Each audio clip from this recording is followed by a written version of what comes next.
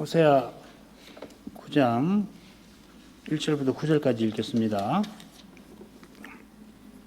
호세아 9장입니다. 이스라엘아, 너는 이방 사람처럼 기뻐 뛰놀지 말라. 내가 행음하여 내 하나님을 떠나고 각 타작마당에서 우명의 값을 좋아하였느니라. 타작마당이나 술틀이 저희를 기르지 못할 것이며 새 포도주도 떨어질 것이요 저희가 여호와의 땅에 거하지 못하며 에브라임이 애굽으로 다시 가고 아수르에서 들어온 것을 먹을 것이니라. 저희가 여호와께 전제를 드리지 못하며 여호와의 기뻐하시는 바도 되지 못할 것이라.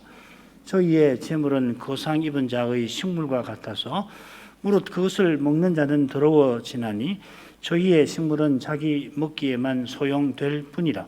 여호와의 집에 드릴 것이 아님이니라. 너희가 명절일과 여호와의 절일에 무엇을 하겠느냐? 보라, 저희가 멸망을 피하여 갈지라도 애굽은 저희를 모으고 노업은 저희를 장사하리니 저희의 은 보물은 찔레가 덮을 것이요 저희의 장막 안에는 가시 덩굴이 터지리라. 형벌의 날이 이르렀고 보응의 날이 임한 것을 이스라엘이 알지라. 선지자가 어리석었고 신에 감동하는 자가 미쳤나니 이는 내 죄악이 많고 내 원한이 큼이니라. 에브라임은 내 하나님의 파수꾼이여늘 선자는 그 모든 행위에 새 잡는 자의 금을 갖고 또 그 하나님의 전에서 원한을 품었도다. 저희는 기브아의 시대와 같이 심히 회개한지라. 여호와께서 그 악을 기억하시고 그 죄를 벌하시리라. 읽겠습니다.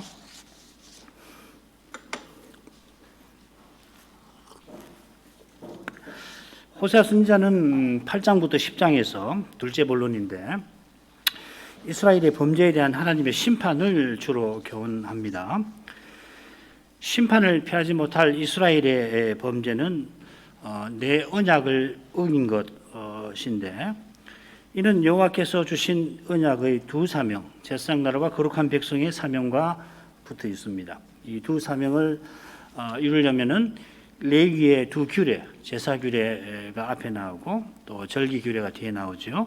그리고 그 중간에 있는 두 실행 법전, 제사장 나라를 위한 정결 법전과 거룩한 백성을 위한 성결 법전, 11장부터 22장까지 있는데 이 규례를 행해야 하는 것이니까 내 언약을 어긴 것은 내 율법을 범한 것이 됩니다. 선지자가 둘째 본론에서 자연히 이스라엘의 두 범죄, 두 죄, 10장 10절에서는 두 가지 죄라고 명기가 되어 있죠. 언급을 합니다.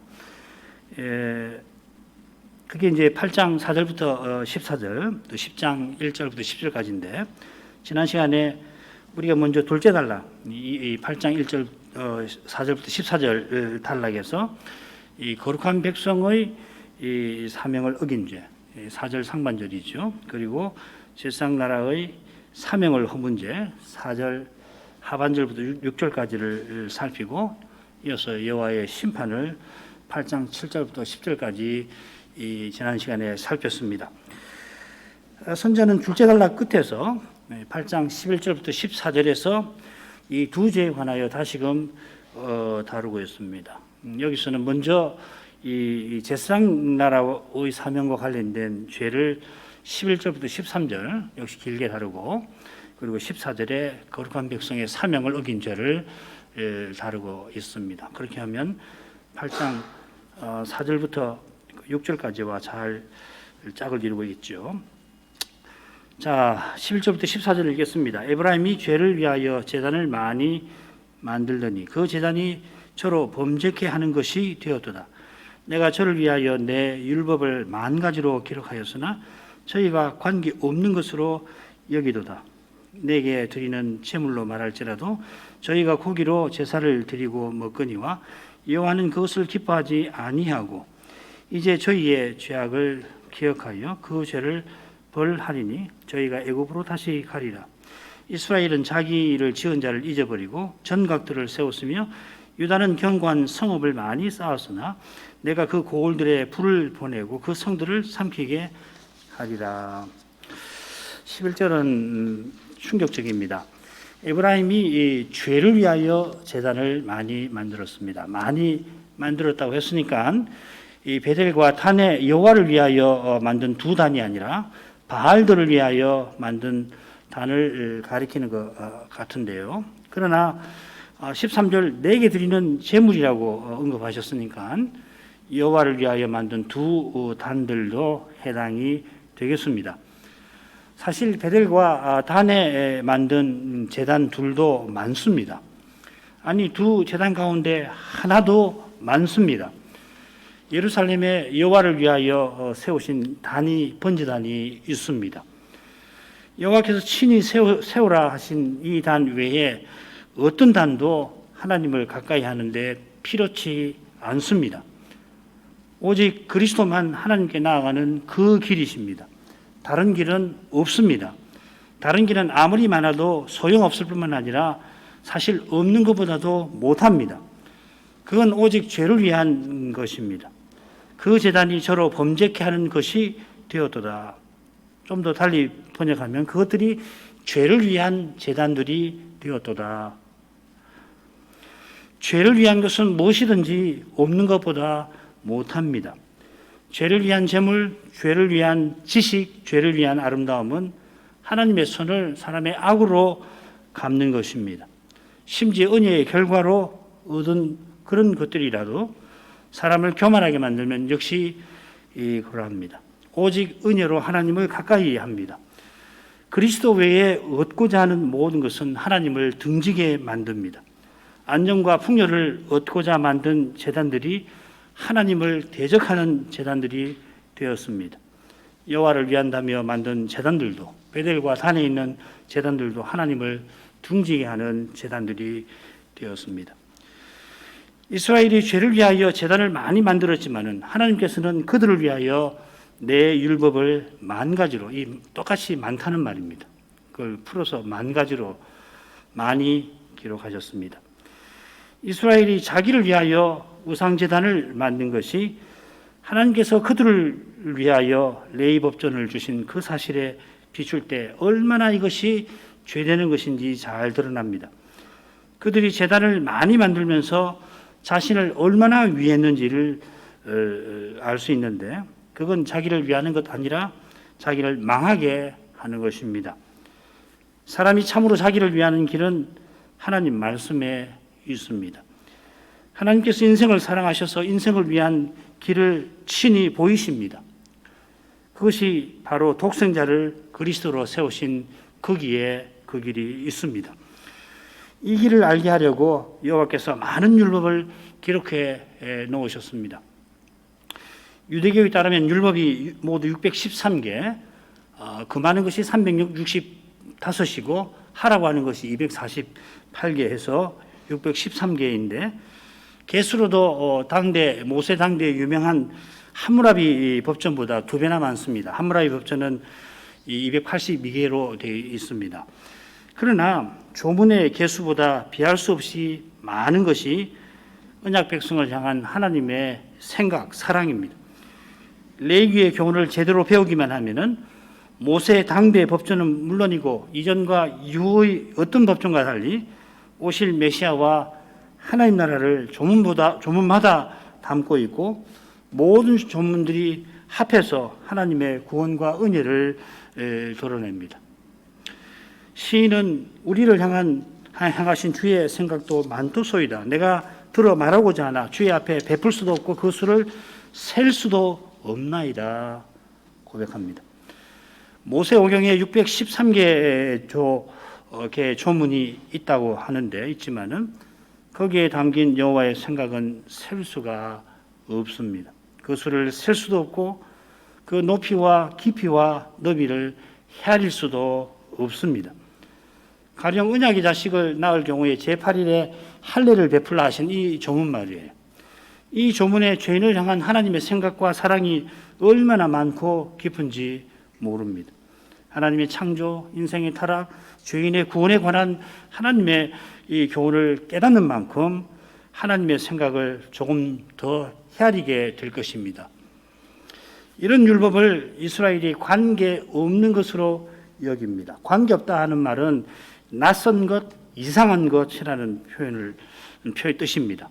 그런데 이 표현이 어디 쓰이냐면은 하나님의 율법에 나선 것, 그 율법을 심각하게 어기는 것을 가리키는데 바로 이 용어가 사용됩니다.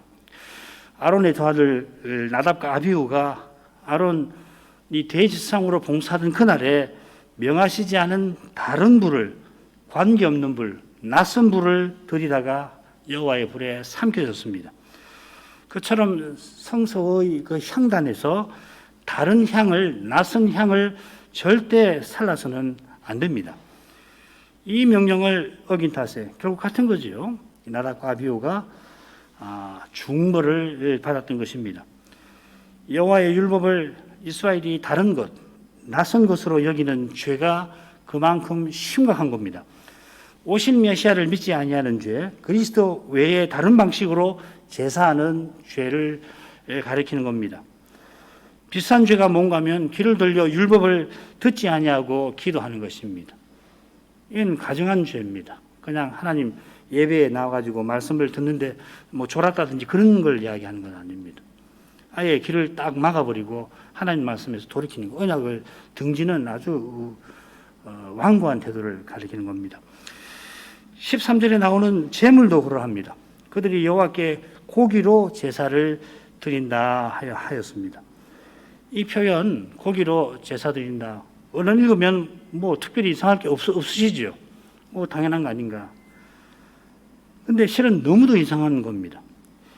여호와께 제사 드리고 고기를 먹는 경우니까, 지금 제사를 드리고 고기를 먹는다고 그랬으니까 두 가지예요. 화목제 아니면 속죄제, 속건제입니다.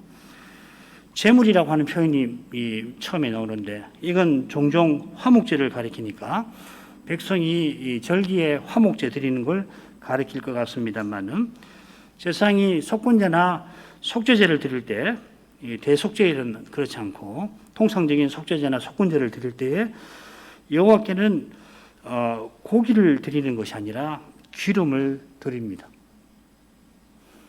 화목제도 마찬가지죠. 왜 먹기에 좋은 살코기가 아니라 여호와께 기름을 드리게 하셨나, 다 알기는 어렵습니다. 첫째로 고대 근동 신화에 따르면은 신들이 좋은 음식을 넣고자 사람을 종으로 창조했는데 여호와께서는 오히려 사람이 먹기에 좋지 않은 기름을 내게 드리라 하시고 우리에게 먹기 좋은 살코기는 돌려주십니다. 둘째로 이 기름은 연기 만드는 데 대단히 좋습니다. 제사의 정점은 연기로 바꾸는 것이잖아요. 이 절차는 중보자, 또 중보자와 연합된 언약 백성을 상징하는 연기가 영광 구름으로 올라가는 거룩한 교제를 가리키는 겁니다. 그런데 이스라엘이 고기를 여호와께 드린다 하셨습니다. 이 고기라는 표현 바사르라는 말인데 이 육이라는 말, 육체라는 뜻입니다. 바로 이 육체가 이 바사르가 이 레위기 부정 정결법전의 부정의 핵심 개념입니다.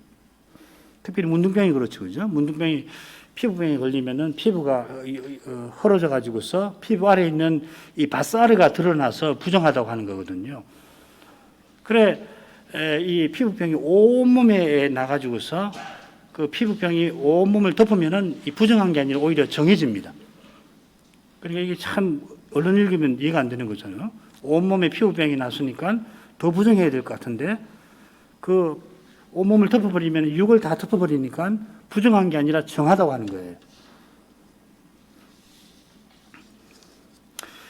요컨대 이스라엘이 드린 제사는, 지금 드리는 제사는 부정한 것을 드리는 제사라 하는 겁니다. 가정하다 하는 것입니다. 여호와께서 이 가정한 죄를 벌하지 않으실 수 없습니다. 벌하시니 저희가 애굽으로 다시 갈 것이다 했습니다. 이건 뭐 이스라엘 왕이 도움을 청하러 이집트를 간다는 이야기 아니죠. 다시 간다 하는 표현은 그들이 전에 이집트에서 우상 섬기는 주인을 섬기던 상태로 돌아간다, 종된다 하는 말입니다. 호세아 9장 3절에서 우리가 또 그걸 또 확인을 할 것입니다. 14절은 거룩한 백성의 사명을 어긴 죄를 다룹니다. 이스라엘이 여호와께서 알지 못하시는 왕들을 세웠는데 그들은 자기를 지으신 이를 잊어버리고 전각들을 세웠습니다. 왕들이 누구보다 자기를 지은 언약의 하나님을 기억하고서 그 하나님을 섬겨야 합니다. 다윗이 그런 왕이었습니다. 여호와께서 북이스라엘의 창건자 여로보암에게 이 다윗을 본받으라고 신신당부하셨죠. 다윗이 왕이신 여호와를 섬겼습니다. 그러나 여로보암은 자기 세상 만드는데 혈안이었습니다. 가인이 성을 쌓고 자기 아들 이름 에녹성이라 했던 것처럼 여로보암도 자기 궁궐을 짓고 거기 자기 세계를 세웠습니다. 이건 유다도 다르지 않습니다. 견고한 성읍들을 쌓았는데 그저 적군의 공격을 막으려 한 게 아니라 자기 권력을 과시하려 한 것입니다.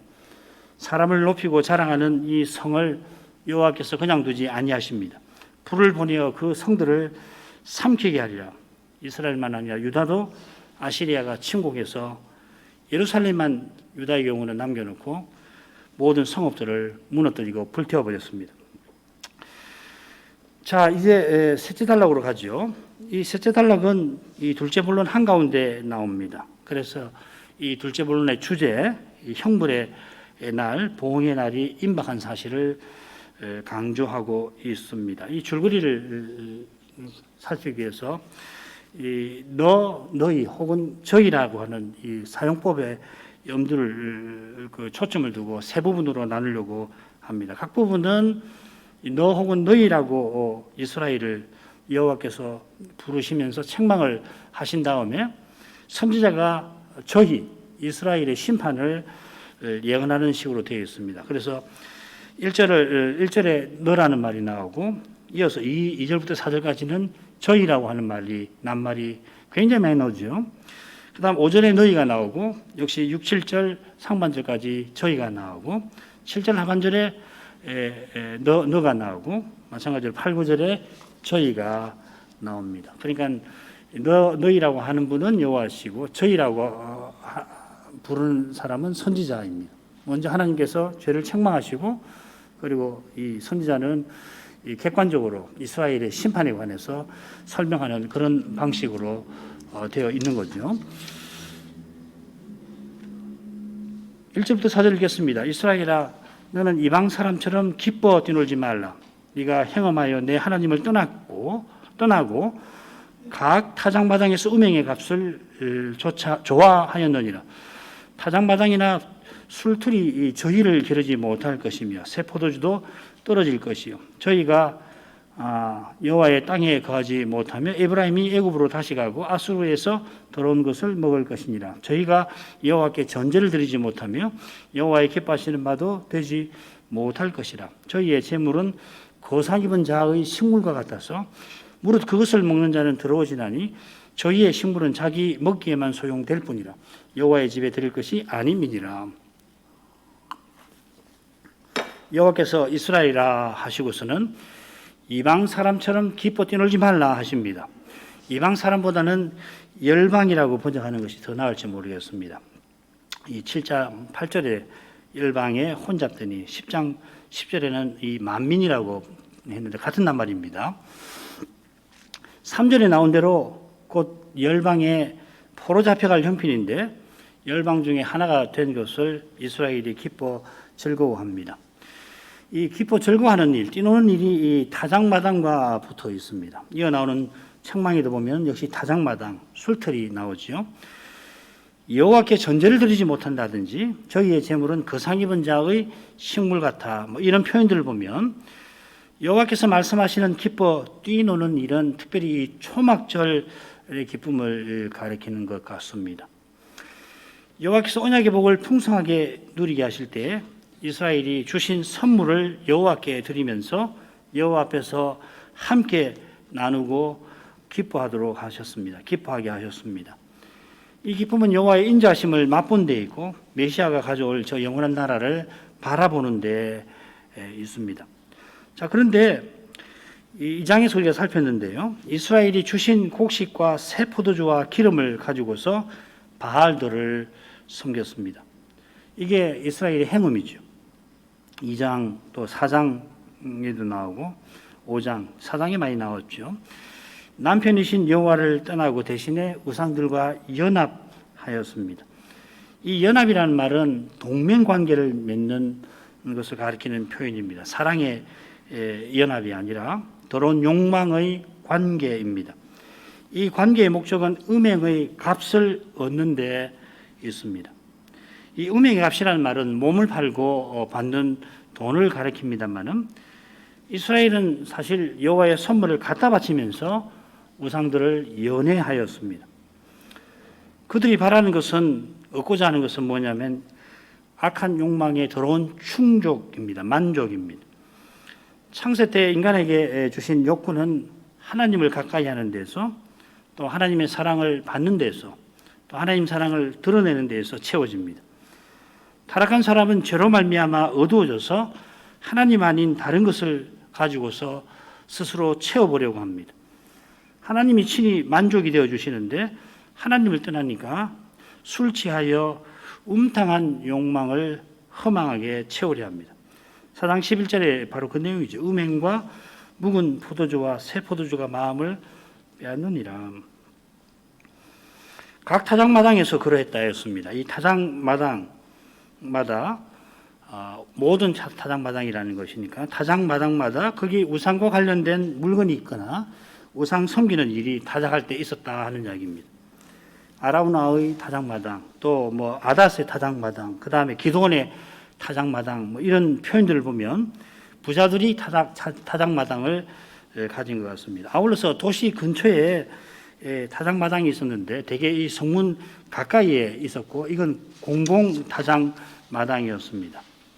열왕기상에 보면은 사마리아 성읍 어귀에 광장이 있었는데 거기 타작마당이 있었다 그렇게 되어 있습니다. 아마 이런 공공 타작마당에 우상들이 세워져 있거나 타작할 때 우상에게 제사하는 일이 있었던 것 같습니다. 여호와의 질책에 이어 선지자의 설명이 이어집니다. 3절을 중심으로 앞뒤로 비슷한 내용이 나오고 있습니다. 2절에 보면 타작마당이나 술틀이 저희를 기르지 못할 것이라고 경고합니다.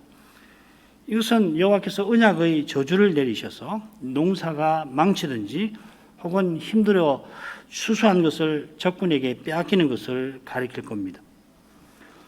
특별히 새 포도주가 떨어질 것이다 한 것은 그들의 기쁨이 우상 섬기면서 맛보던 악한 기쁨이 사라질 것을 경고하는 것입니다. 하나님을 떠나서 얻고자 하는 기쁨은 실상 슬픔보다 못한 겁니다. 하나님을 섬기면서 애통하는 사람이 복 있는 사람입니다. 지금 여기서는 우리가 울어야 합니다. 죄와 죽음의 현실에서 참으로 슬퍼하는 사람은 영원한 기쁨이 기다립니다. 너무 슬퍼하지 않도록 주님께서는 참된 기쁨을 종종 내려주시지요. 울며 씨를 뿌리는 자가 기쁨으로 단을 거둡니다. 기쁨으로 단을 거두면 울며 씨를 뿌린 것이 실은 기쁜 일이었구나 하는 걸 알게 될 것입니다. 그러나 하나님을 떠나서라도 기쁨을 얻고자 하는 사람은 장차 세상에서 그렇게 얻고자 하는 기쁨이 슬픔보다도 못한 것이다 하는 걸 그때 알고 이를 갈게 될 것입니다. 언약의 저주는 여호와의 땅에 거하지 못하는 것으로 이어집니다. 여호와의 땅이라고 했습니다. 이건 이집트로 다시 가는 것과 붙어 있는 표현입니다. 이집트로 다시 간다는 것은 이집트로 포로 잡혀가는 것보다는 전에 우상 섬기던 그 집에서 종살이 하던 상태로 떨어진다. 그 상태로 도로 떨어진다는 것입니다. 이집트도 당연히 여호와의 것입니다만은 가나안을 여호와의 땅이라 부른 것은 거기서 여호와를 가까이 하며 여호와의 영광을 뵙게 하신 사랑을 나타내는 표현이죠. 이런 은혜와 사랑을 잊고서 이스라엘은 주신 기업을 내 땅, 우리 땅이라 생각한 겁니다. 그래서 열방처럼 열방 중에 하나가 되려 했습니다. 그 땅은 여호와의 통치가 드러나야 할 땅입니다. 언약을 저버린 이스라엘은 그 땅에 살 자격을 잃었습니다. 그들이 가정한 일을 행하여 그 땅이 그들을 토해낼 것입니다. 레위기 18장의 경고처럼. 그들은 아시리아에서 더러운 것을 먹을 겁니다. 아시리아의 포로로 잡혀가서 더러운 것을 먹는다는 겁니다. 이 더러운 것은 부정한 음식을 가리키죠.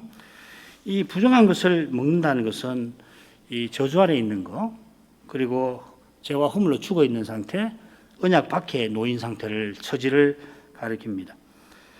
여호와께서 언약을 맺어서 하나님을 가까이 하면서 의와 공의 가운데 공의를 행하며 살게 하셨습니다. 이게 음식 정결법의 이 교훈입니다. 이스라엘이 이렇게 살아서 온 세상의 기쁨이 되어야 했는데 열방 중에서 비참한 처지에 놓여 미움을 받게 될 것입니다. 세상 제국에서 이용할 사람 혹은 제거될 사람 취급을 받을 것입니다. 제국은 종으로 실컷 부려먹다가 나중에는 가차없이 버릴 것입니다. 언약 백성이 이런 세상을 뒤쫓아가는 것이 얼마나 미련한 짓입니까? 아시리아에서 더러운 것을 먹게 될 이스라엘인이 여호와께 전제를 드리지 못합니다. 포로 잡혀가서 여호와의 집이 성전이 없으니까 못 드린다는 뜻보다는 여호와의 집에서 여호와께 드려야 할 것을 드리지 못하는 상태가 되어서 포로 잡혀간다 하는 겁니다. 무슨 말이냐면 지금 4절은 2절과 짝을 이루어서 같은 내용으로 봐야 된다 하는 겁니다. 시간 순으로 보지 마시고요. 전제는 번제와 소제와 더불어 드리는 것입니다. 번제는 이스라엘을 특별한 소유 삼으신 것과 붙어 있고, 소제는 이스라엘이 주신 기업의 땅에서 그 뜻을, 소유로 삼으신 뜻을 이루는 삶과 붙어 있습니다. 번제는 우리 존재 전체를, 소제는 우리의 삶 전체를 여호와의 것으로 인정하여 드리는 겁니다. 여호와의 것답게 여호와의 뜻을 받들며 그분의 영광을 드러내며 살 것을 고백하는 것입니다. 그게 바로 우리의 기쁨이 있는데, 여호와를 기쁘시게 하여서 여호와로 기뻐하는 그 심령과 태도가 바로 이 전제의 의미입니다. 맛있는 술을 부어드리면서 이 기쁨을 표시하는 겁니다. 바울 사도가 이 세상 떠나기 직전에 자기의 삶을 이 전제로 표현을 했죠. 디모데전서 4장 6절, 관제와 같이, 이 전제랑 같은 말입니다. 관제와 같이 벌써 내가 부음이 되고 맡겨진 사명을 기쁨으로 받던 것을 가리킵니다. 얼마나 기뻐했냐면은 기꺼이 자기 생명을 다 쏟아 부을 정도로 기뻐했던 겁니다. 이 기쁨이 내게 사는 것이 그리스도시니 죽는 것도 유익함이라 하는 고백에 담겨 있습니다. 이는 주님께서 사마리아 여인을 구원하실 때 내 양식은 나를 보내신 이의 뜻을 행하며 그의 일을 온전히 이루는 이것이니라 하신 심정을 본받는 것입니다. 요컨대 구약시대에 전제를 드리게 하신 것은 사도처럼 대제사장 그리스도처럼 살라 하신 것입니다.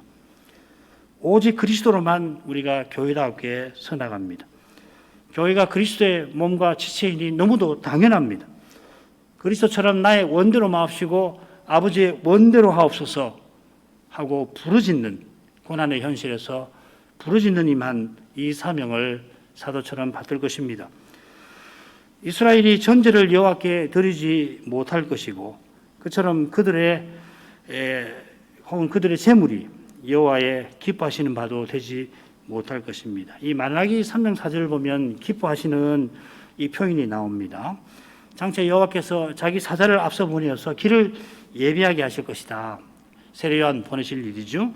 그래서 언약의 사자 메시아가 그 길로 행하실 때에 그때 유다와 예루살렘의 헌물이 옛날과 같이 고대와 같이 나 여호와께 기쁨이 될 것이라 하십니다. 메시아가 오셔서 레위 자손을 깨끗하게 하여서 의로운 제물을 드리게 하실 것이라 여호와께서는 그 제물을 기뻐하신다 했습니다. 이 기쁨이 주일 예배에서 우리에게 드러내시는 영광의 바로 그 내용일 겁니다. 우리가 이 메시아 그리스도로 말미암아 하나님께 나갈 때 우리는 레위 자손이고 제사장으로 나가는 거 아니에요? 우리 자신을 그리스도의 연합에서 드리는데 하나님께서 그런 우리를 기뻐하시는 것입니다.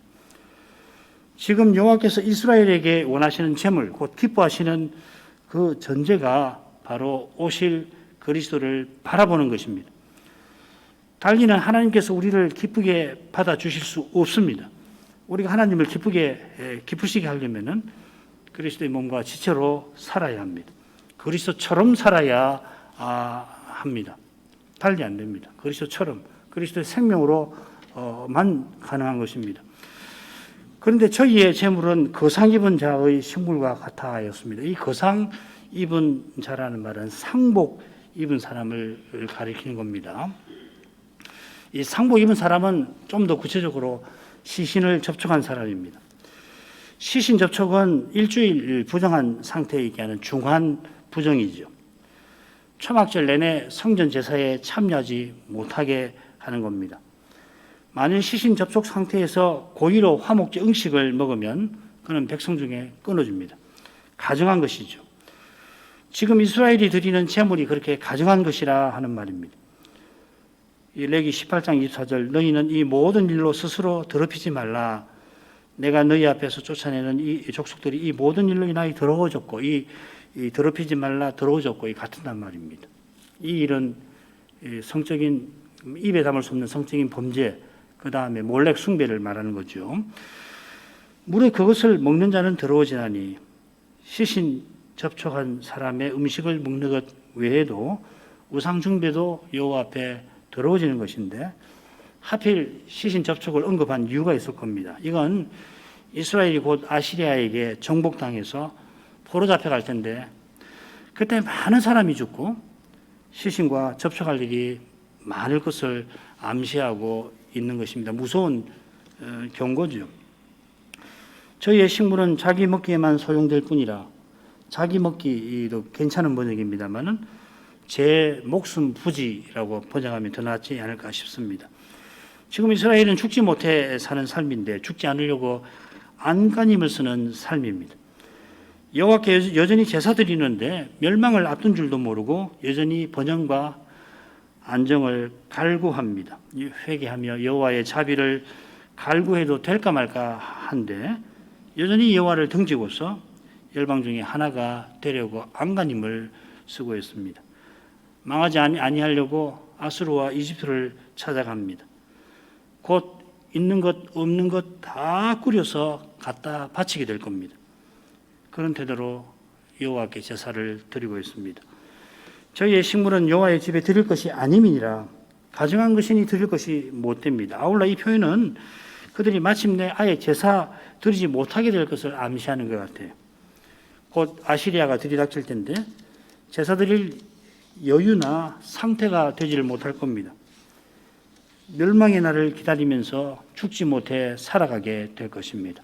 불과 한 세대 전, 32년 전만 하더라도 상상도 못했을 그런 일입니다만은 그러나 그들의 죄가 이런 무서운 결과를 결국 하나님의 경고대로 불러왔습니다. 그들의 죄가 그들을 그만큼 미련하게 만든 것입니다. 주의 사도가 깨어 근신하라. 우리 주님도 말씀하셨고 사도마다 깨어 근신하라고 늘 권고한 것을 기억하실 것입니다. 그만큼 사도는 다시 오시는 주님을 간절히 기다렸습니다. 바울 사도가 주님 오시는 징조를 누구보다 잘 알았습니다. 우리는 사실은 사도가 말한 징조를 잘 몰라요. 데살로니가 후서에 있는 불법의 사람의 등장에 대해서 이야기하지만 아직도 정확하게 뭔지 모르는데 사도는 잘 알거든요. 그렇지만은 곧 오실 줄로 여기며 살았습니다. 그만큼 주님과 함께 있기를 간절히 바라는 심정이었던 겁니다. 그런 사도라서 그렇게 위대한 삶을 산 겁니다. 우리 시대가 실로 비상한 시대임을 다 알고 계십니다.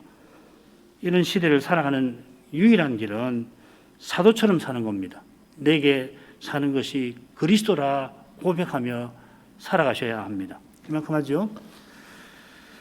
기도할 제목 읽겠습니다. 이스라엘이 얼마나 심각한 죄 가운데 있었고 그 죄로 말미암아 얼마나 미련한 처지에 놓여 있었는지 선지자가 생생하게 교훈합니다. 늘 죄를 깨닫고 회개하며 겸손히 은혜를 구하지 아니하는 것이 실은 심각한 것입니다. 너무도 일상적으로 여기지만은 이게 심각한 것입니다. 이스라엘이 곧 망할 줄도 모르고 여전히 여호와를 우상 섬기듯이 섬겼습니다만은 하나님께서 속지 아니하시는 분임을 망각했습니다. 하나님은 속지 아니하실 뿐만 아니라 날마다 무사람의 심정을 마음을 감찰하시는 분임을 무시하였습니다. 그래서 그들은 그렇게 어두운 데 더욱 추락한 겁니다. 건국 이래 가장 찬란했던 시대가 끝나고 불과 한 세대 후에 아시리아에게 철저히 정복과 파괴를 당합니다마는 선제가 그렇게 경고해도 무시했던 겁니다. 우리가 이미 배도의 시대를 살아갑니다. 이 시대는 점점 어두워져 가고 있습니다. 이런 시대를 살아가는 교회와 신자는 사도의 모범을 잘 배워야 하겠습니다. 사도가 재림의 징조를 누구보다 잘 알았지만은 재림이 마치 곧 들이닥칠 것처럼 깨어 근신하였습니다. 사도가 이렇게 근신한 것은 그만큼 그리스도를 전부로 삼은 까닭입니다. 내게 사는 것이 그리스도시다 고백한 까닭에 그는 죽는 것도 기꺼이 받아들였습니다. 이런 태도로만 이 시대의 거룩한 교회로 서 나갑니다.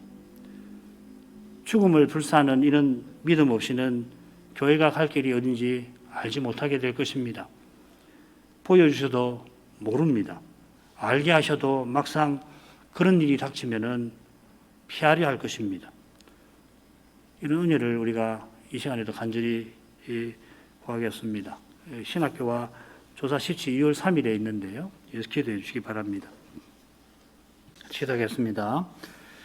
거룩하신 아버지, 이날도 호세아 선지자가 전한 말씀을 함께 살피게 하셨습니다. 이스라엘이 얼마나 심각한 죄를 짓고도 그리고 그 죄로 말미암아 얼마나 어두운 가운데 놓여 있었는지 선지자를 통하여 친히 책망을 하시지만은 경고하신 대로 이스라엘은 끝끝내 그 어두움을 벗어나지 못하였고 예언하신 대로 아시리아에게 불과 한 세대 만에 처참하게 망하고 말았습니다.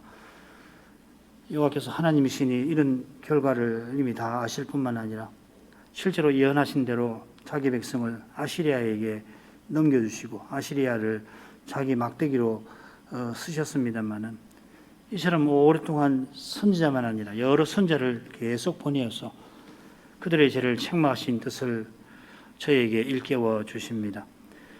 세상이 끝나는 순간까지 주님의 교회들 안에 이런 두려운 죄의 현실과 죄로 말미암은 어두움이 있을 것입니다.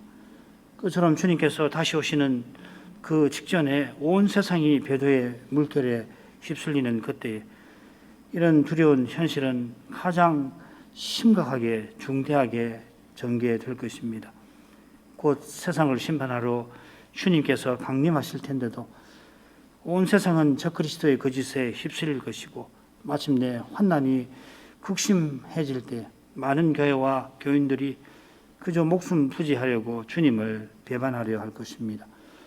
오직 하나님께서 택하신 자기 백성을 긍휼히 여기셔서 환난의 날들을 감하여 주실 것입니다. 그처럼 그리스도께서 끝까지 참으로 주를 믿고 바라는 교회와 신자를 보호해 주시되 배도의 심히 거짓된 것을 간파하며 환난의 극심한 고통을 견딜 수 있도록 순수히 말씀을 전하고 받게 해 주실 것을 믿습니다.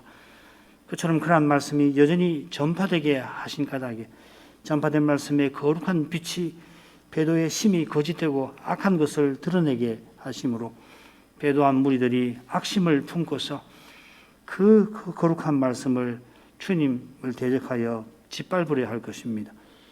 사람의 눈에는 순수한 말씀을 전하는 교회와 신자가 극히 소수에 불과하겠지만은 온 세상을 다 차지하고서도 그 소수마저도 짓밟아 없애려 하는 것은 주님께서 그 교회와 함께 하심으로 그 거룩하신 능력을 드러내시는 거기에 있겠습니다.